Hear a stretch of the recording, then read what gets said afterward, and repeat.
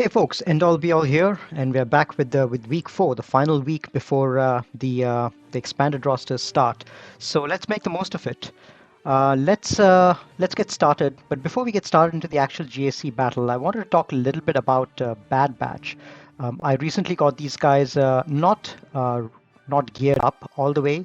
I think Echo is the only one who's G11 because these guys are quite expensive when it comes to Kairos, but I feel they're really worth it. The other characters in the Bad Batch faction I have at gear 8. Rekko is at gear 8, Hunter is at gear 9, and Tech is at gear 8.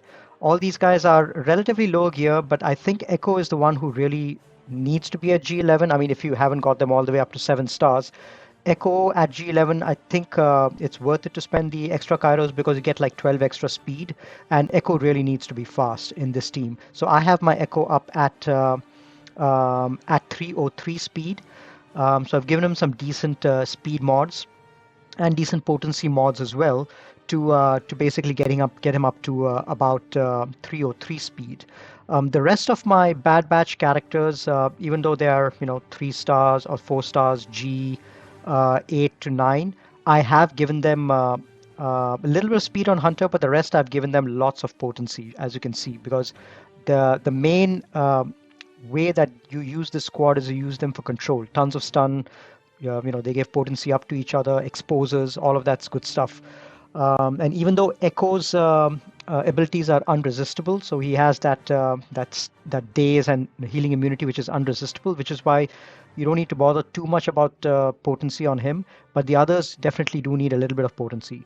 At low gear, low stars, you really don't need to mod them for health or protection, because the main goal with this squad is you have to avoid giving the enemy a turn with this particular squad.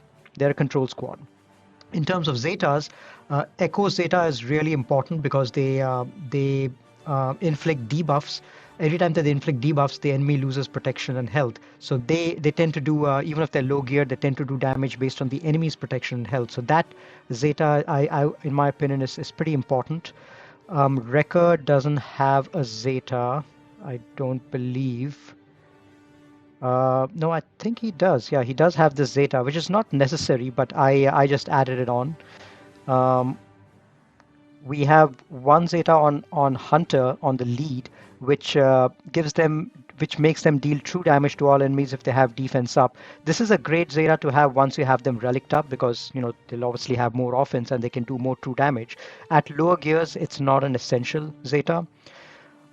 Tech Zeta is also not that essential. He gets a little extra speed and a little extra potency, plus 5% potency for each stack of translation. So not that essential. I think the most critical ones are the one for Echo, and I think even the Rekko one is decent. It's pretty decent because he gets a lot of fury, and then he gets to his fury ability fast, which means that he can do the stun ability once he gets furious on all abilities fast. So I think those two are the most critical Zetas. The others you can wait a little bit more on that.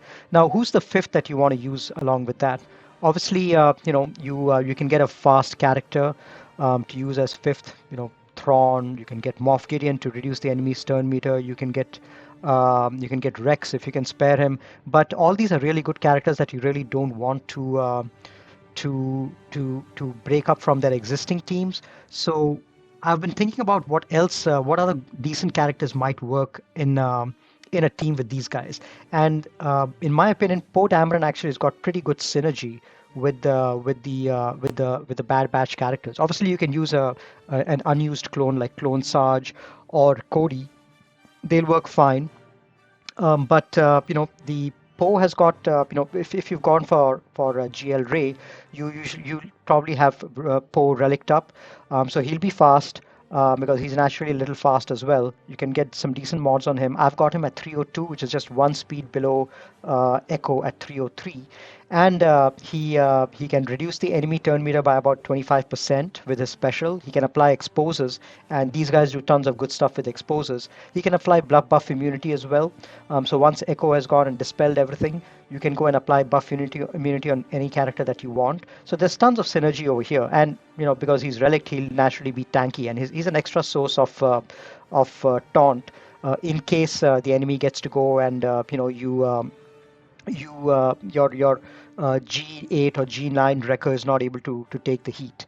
So here you see the way that this team works in my testing is you always start with Echo's second special first, apply daze on everyone, healing immunity on everyone, and then what you do is typically my Po goes next, and he taunts and reduces everyone's turn meter, but in this case he was stunned. So I'm going to go ahead and dispel all debuffs and apply a stun with his second special. So not all of them were stunned, but the good thing about the squad is they can really control the battle really well. So with Wrecker, what I like to do is I like to go with his first special first, because if you've got a Zeta, you can see he's already at 8 stacks of Fury. If I do this, then I get at full stacks and I become furious right away. So do this, and there you see I've got furious on Wrecker right now, and then in the next turn I can go ahead and use a special ability and stun. So in this case, what I can do is with Hunter, the second ability, I like to pass the turn on to someone who can control the battle even further and stun. So in this case, you see, there are a couple of characters who are not yet stunned. So what I'm going to do is I'm going to use this and pass the turn meter over to Wrecker, who's got Furious right now, and he can just do this ability and stun everyone, because the second ability, it stuns targets when he's furious. So now he still has furious, and he'll probably lose it in the next turn, but at least all the characters are pretty well stunned and in control.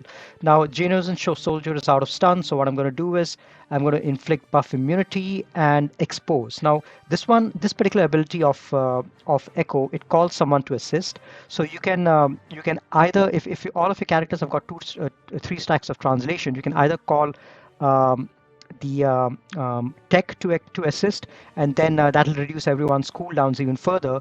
Or if they don't have 3 stacks of translation, what I do is I like to call a Hunter to assist, because Hunter's basic applies exposes and attacks twice, so that essentially removes the enemy's turn meter completely. So let me do it on Sniper Droid, because I don't like that guy. So I'm going to call Hunter to assist and reduce his turn meter with all the exposes that he does. There you see, he's almost back to 0 turn meter. Now Poe, if he hadn't been stunned, he would have gone first and removed everyone's turn meter. And look at that, tons of exposes everywhere, and everyone's turn meter is reduced, and Poe also gets to go and do the get an extra taunt. Now with this, this gives potency up, so this is great to give out to either Echo or to Wrecker, because those guys can apply stuns as well. So let me go ahead and give this to Echo for now. And this guy is going to go, and he's going to give protection up and turn meter. He's going to give 30% turn meter to all of Bad Batch for everyone who's stealth. So 10% turn meter per stealth character is going to get 30% turn meter and ensure that these guys go first. Now I'm going to go and pop some exposes with Hunter's AoE ability, and there you see everyone's reset back to 0% turn meter. So battle is very much under control. Now I've lost Furious, so I'm going to go ahead and do this, because the second special is not going to stun unless you've got Furious in it. So I'm going to go ahead and do this and get some more stacks of that. And then I'm going to go ahead and do the special ability, and then just keep going over there. I'm going to pass the turn meter to, I think, so I can do 2 things. I can either pass the turn meter to someone who can stun, and this one, this one also stuns, which is why it's good to have some potency on Hunter as well. Or I can do basics, and I can reduce this guy's turn meter. So let me try that. If I do basics over here, there's 1 expose, second expose, and it completely reduces his turn meter. So that's great.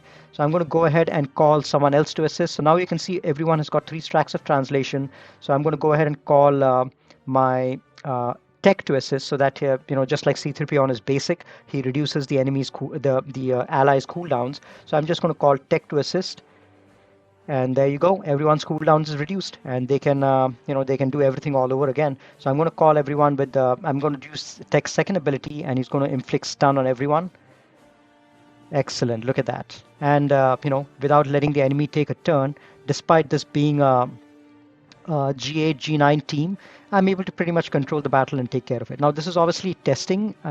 In Grand Arena is where you'll really get to test it, because you'll get to face real teams out there. This is just testing in Galactic Challenge, which is fine if you want to know the turn meter, if you want to get a hang of the turn meter gain and all those other things. But the real test of this team is to see at Gear 8, Gear 9, what kind of teams can they reliably take out in Grand Arena. So I tried a few other Resistance comps out as well with the four Bad Batch characters. I tried out Resistance Trooper because he's got some exposed synergy as well. Every time that a new enemy gets exposed, he gains turn meter. But it didn't work out that well. I tried Sid as well. He's also got some exposed synergy. But yeah, I mean, in my testing, Poe actually had some decent synergy. So if you don't want to waste a really good fifth character to go along with Bad Batch, Poe is actually not a bad character to have in there as well. So enough of testing. I'm going to go ahead and give you overview of the Grand Arena match. So let's go to the first match, and let's see how we did. So our opponent is Pitonkus, a high efficiency player. He's got decent lifetime banners, 716k. And look over here, he has reached Kyber 239 rank before, so extremely good player. Pretty decent record, pretty successful in GAC. Let's go ahead and see how many GLs he had. So he's got 3 GLs just like me, the same 3 GLs that I have, no Sith Eternal, and pretty decent mods as well. So let's go ahead and see what we've done for defense. So I've set my Darth Revan and Padme. Now usually Pitonkus sets a really tough defense. He keeps 2 of his GLs, 2 of his 3 GLs on defense, as well as Gas and Padme, and I think CLS as well, if I'm not mistaken. But you'll see that he's changed up his defense for me. I think probably looking at my GAC history, he felt that he needed to keep more on offense, which is understandable. So I've kept Darth Revan and Padme over there. At the back, I've kept CLS and Gas. No GLs again. I've kept all my GLs on offense, but I've kept uniformly tough teams everywhere. New GG Resistance team and First Order team, and then at the back, I've kept my Get 2, one of my Get 2 ships, that's a Negotiator, and I've kept Tarkin. So let's go ahead and see how my opponent has what my opponent has kept on defense. So I was expecting to see Mon Mothma and Grievous with the Newt. I think the JTR squad is new because he usually keeps the hero brothers with Rey on defense. So he's not kept Rey, he's kept JTR. So that makes me think that he's kept his Rey on offense. And down south is where he usually keeps 2 GLs. I don't see any GLs over here. I see Crew and I see CLS. So that makes me think that given that Crew also has got a lot of his good characters, he probably doesn't have SLKR on defense as well. And he's kept all 3 of his GLs on offense in a break from tradition. So I'll have to be really efficient in order to win the match. So I do what I can to save my GLs. So I don't want to waste my GLs up front. CLS obviously is a tough squad, but this is a lesser version of this because it doesn't have Chupio. Now they were able to take out Revan initially. I kept Revan in there hoping that if they hit someone else, then Revan will save them with Savior. But obviously he's not going to get Savior once if he's not in the leader squad. But with this, I'm able to revive Revan. That's why I had Jolie in there, because I wanted to maintain banners. And now, without Chupio or Chewie in there right now, it's the squad is really not that threatening.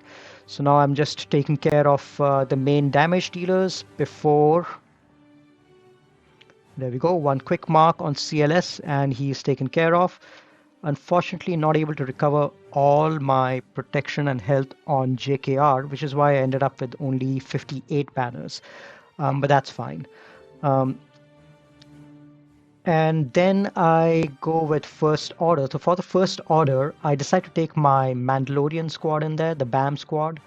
Um, Beskar armor. This one is, and I've got a lot. I wanted to maintain good protection, so I've got, Stormtrooper Han as my secondary taunt, who has another way of generating protection.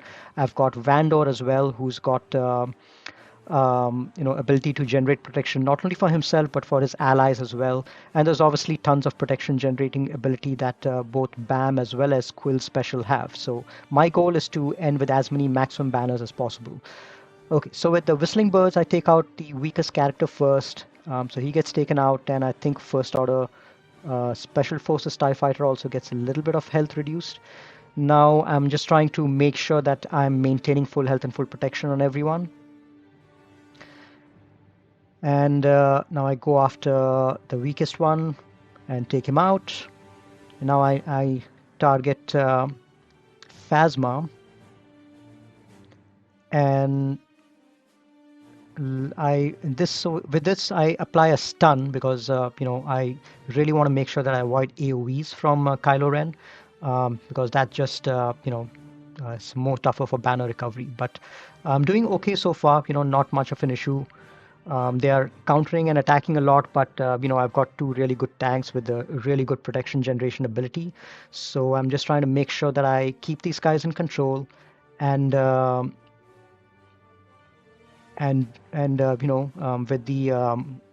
with the foresight up, I'm able to prevent a lot of the damage from these AoEs. And there you go. That's one good thing about this squad is because they deal true damage and they apply shock. They can take care of a Kylo Ren squad pretty damn easily. It's a pretty easy counter. It's really not much of an issue. And you usually end with full health and full protection as well. So you don't, even if you don't have your JTR squad to take against a Kylo Ren, and you have a BAM there, it's a pretty good control squad to be able to end with full banner. So that's what I'm doing over here. Do the final heal ability, make sure everyone is topped off, and I'm making sure that there's always prepared on my Vandor. That also helps to reduce damage from, like, as long as my Vandor is buffed, it also helps to reduce damage. So there we go, final set of Whistling Birds, and crew is taken care of for 60. Okay, let's see what's at the back. So my opponent did not keep his GLs, but it did keep gas and Padme squad. So I need to do what I can to make sure I end with decent banners over here, because he's going for an efficiency match, and it's going to get, from his history, he undersizes a lot. So I came back after a few hours, and my opponent did get a chance to go. We got about 63 on the Darth Revan and 64 on Padme. So I think he used his Malak against Padme and one of his GLs against Darth Revan. So he was really going for efficiency. And then at the back, he took out this squad for I think 57 on the CLS, and gas he took out for 59 as well. So I'm sure he must have used one GL against the gas. So he's been doing pretty well on banner so far. But look over here on he got 63 on Grievous, which I think he might have taken another GL over there. But luckily he managed to drop one battle on crew.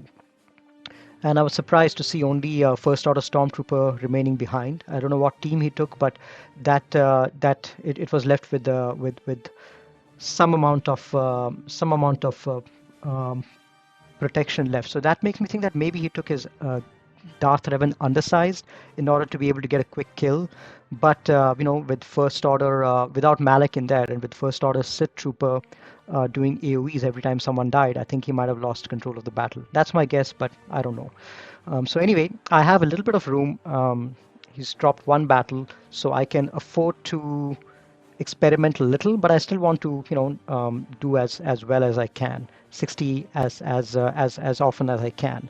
So against the JTR squad, I take my troopers in. I did the calculation, I did the math, and my troopers are faster. So I take them in. I go after Hero Finn first, take him out almost immediately, and then go after Hero Poe. Give the mark to Dark Trooper so that he can start assisting every time my Piet does a basic.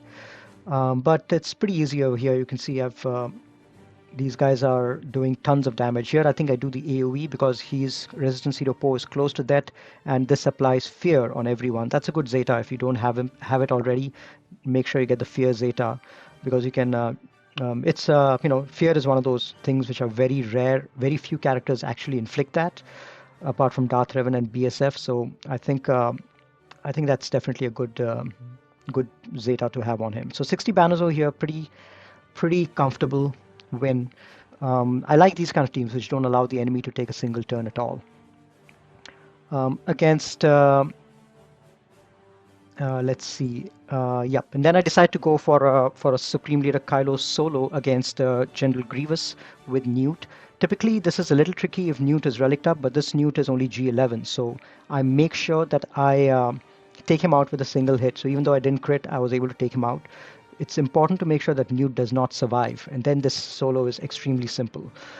If Newt hangs around and gets extortion out, and these guys start removing your turn meter, then things get a little tricky, and you have a danger of timing out. So I wouldn't use that against a relic Newt or a really fast Newt. But in all other situations, it's a pretty simple battle. Very easy 63, no issues at all. Let's see. Yep, everyone else is relicked up, but that really doesn't matter because I am able to take these guys out pretty easily one by one. Here, I think I apply a stun on Grievous, undispellable stun, and then start taking these guys out one by one. And I think I do an ultimate over here as well. No, it's just a stun. Okay, now I think I do an ultimate, yep, and this should finish the Grievous squad out. All right, so there we go. End with 63 banners. Yep, Ray is also another character who can very easily, solo a Grievous. Those two are probably the only GLs who can do that. I wouldn't trust any of the other two GLs to solo Grievous on their own. But Ray and SLKR can do it no problem. Okay, so now I go against the Gas squad. Gas is also another one of those banner stealing squads. So I taken my my Watt in there just to give that extra protection recovery. I don't really need him anywhere else. And then I take it Hoda in there to apply the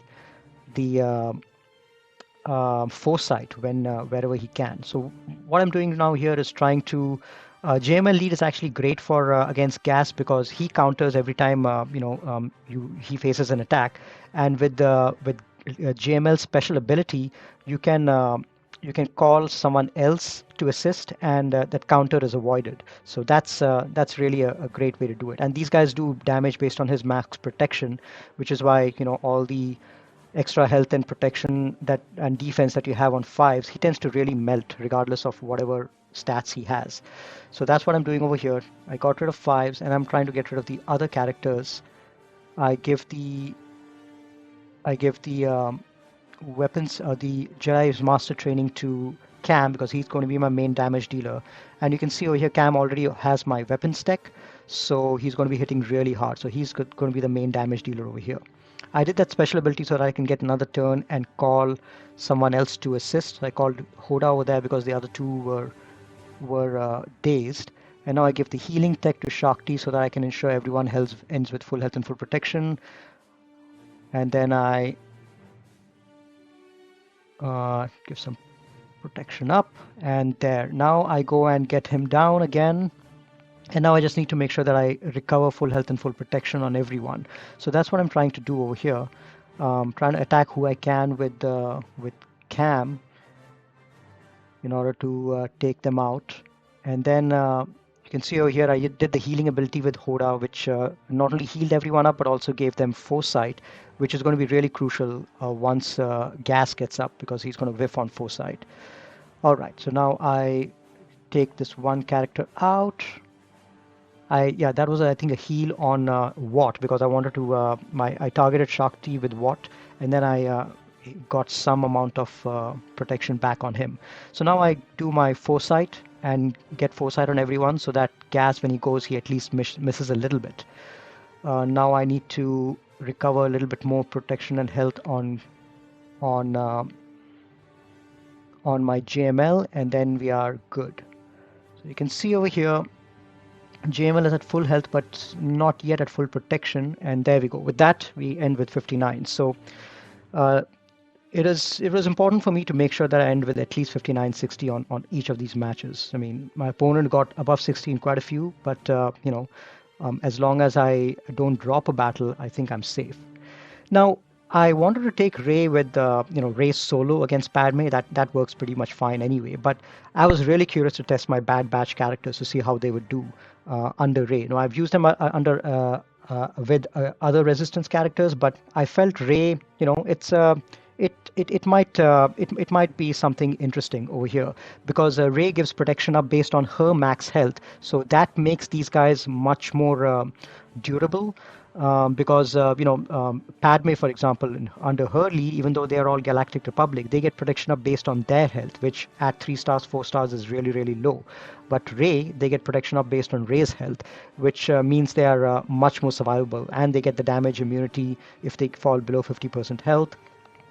And so you get Ray protecting them from harm, and at the same time, you get all of their control mechanics that comes with Bad Batch. So I decided, let me see if if I don't have my main Resistance characters or my Scoundrel characters to use under Ray, can the Bad Batch be a reasonable enough substitute for those guys? So that's what I'm trying to test out over here. And I was trying to see over here whether I'm losing anything by not using Hunter lead.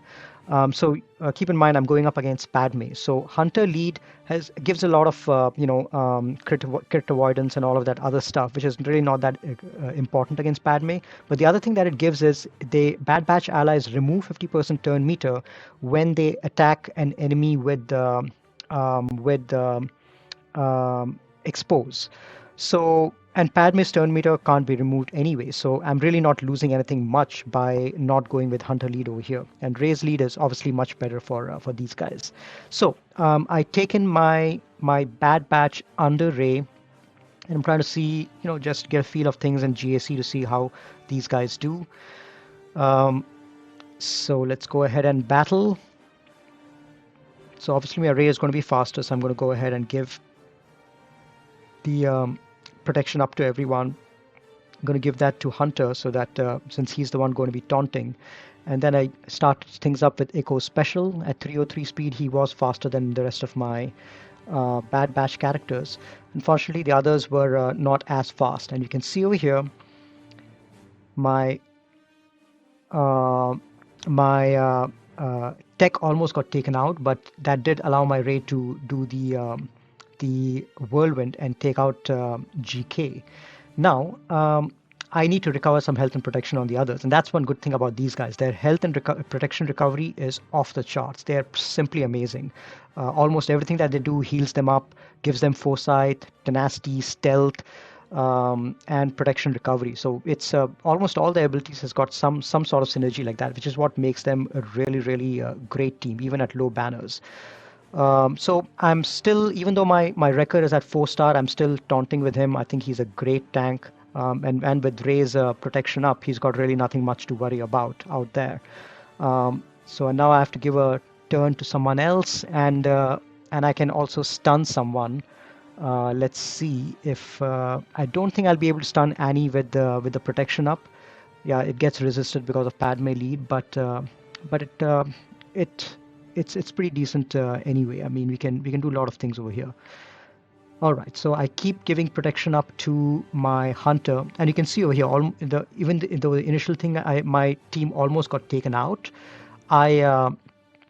These guys recovered full health and full protection really easily, even at 3 stars and 4 stars, which is amazing to see.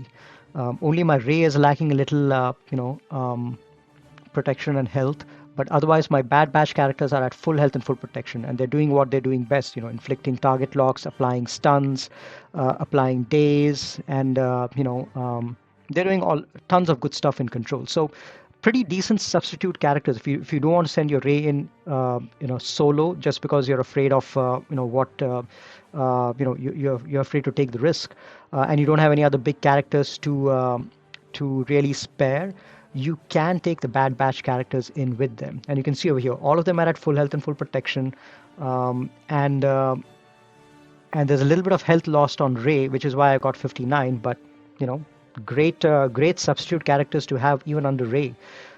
So pretty good outcome. I'm sure I could defeat even tougher teams with Bad Batch as long as Ray is there protecting them. But obviously, I want to use them on their own with under Hunter lead because there's just so much of control that you get with them. So I'll probably still use them with Poe in my future battles.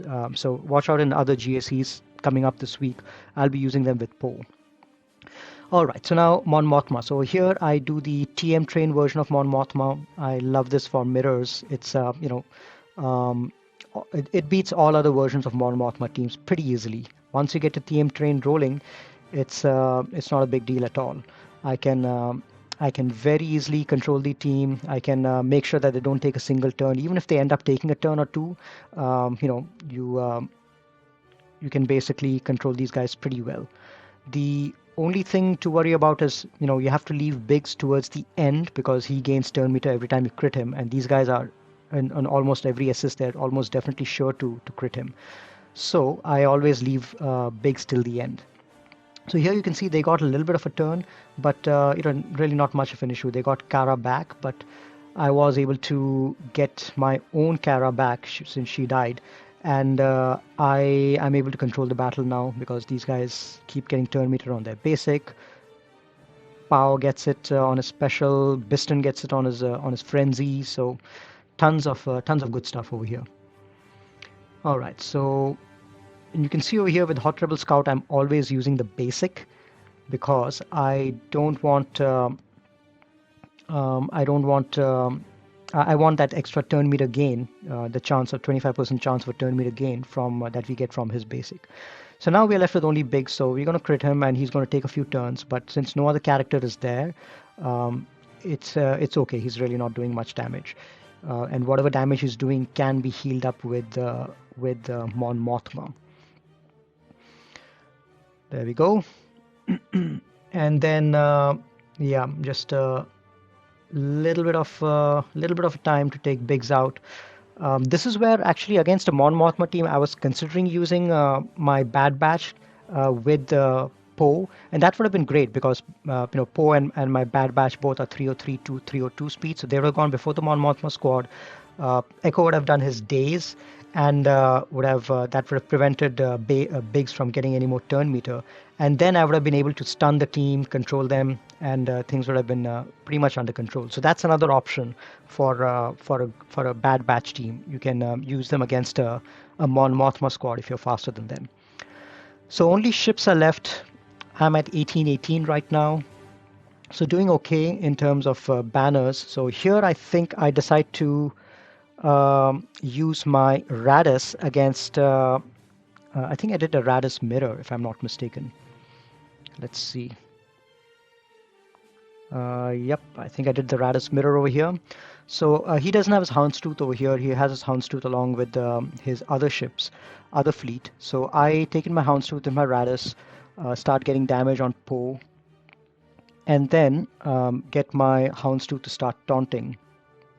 Now this was a little unfortunate because what happened was Houndstooth, the enemy Radis went and cleansed my breach, and then the resistance fighter ship then went and cleansed my Houndstooth, so it's no longer taunting.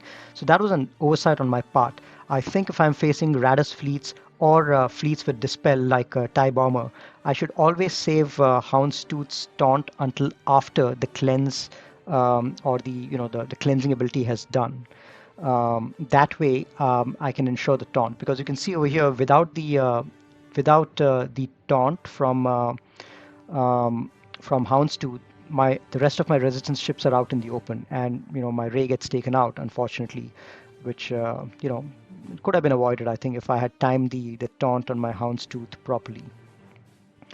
So now I'm just trying to take out Poe. He's the next biggest damage dealer.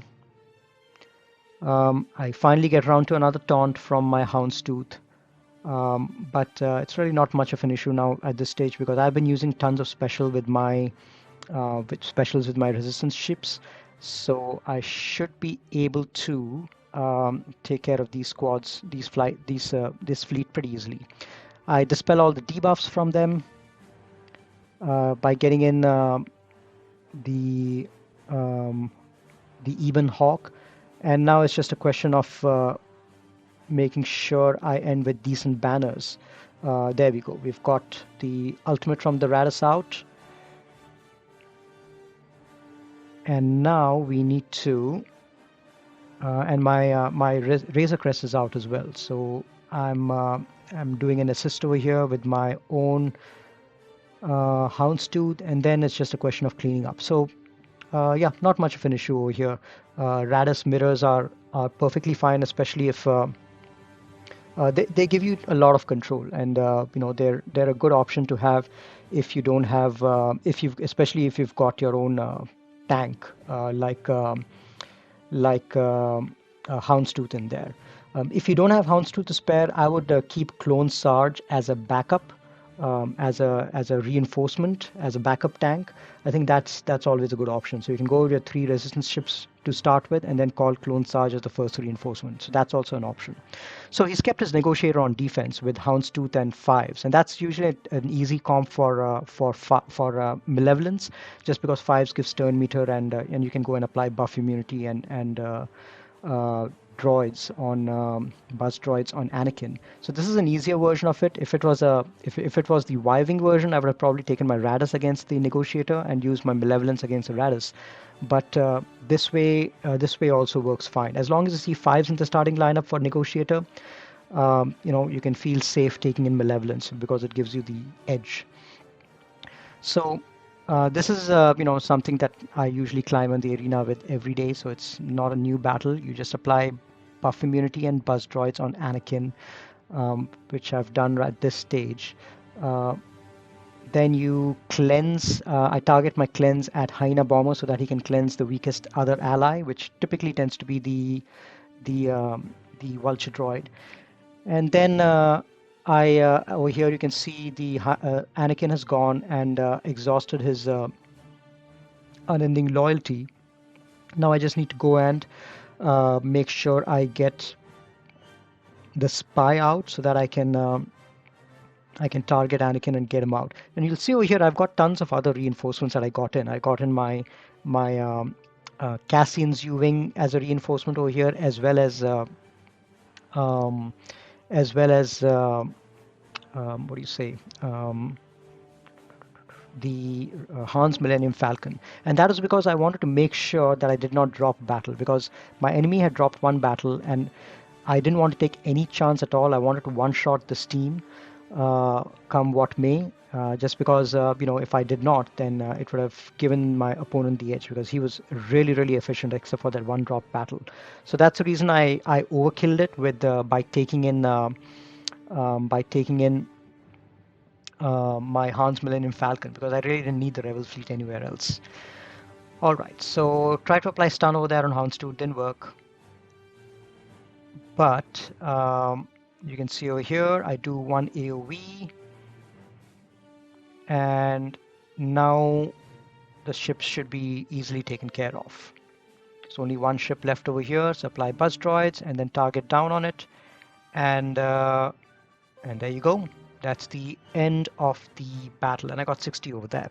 So final score, you can see over here I've got 21-27, and my opponent, by the time he ended up going for his ship battle, he got 21-18. Now that's an insanely high score. He got like 66 and 64 against my ships, which was really impressive, because getting that sort of a score against a negotiator without your own negotiator, that was quite impressive. So I think he used his Malevolence against my Empire fleet and some other off-meta counter against my negotiator, maybe Rebels or something like that. So that was pretty impressive. So 21-18 after dropping a battle, which means his score would have been 21-38. So if he hadn't dropped the battle, he would have probably beaten me by a few banners, unless I pinched my banners here and there and made sure that I I recovered a lot of banners. But it was a pretty good match. It was very rare for me to face such an efficiency-heavy opponent. But it was I really enjoyed the defense and enjoyed playing against this. All right, so that's it for this particular match. Hope you guys enjoyed this. I will catch you guys in a couple of days for the next match. Happy gaming, and talk to you later.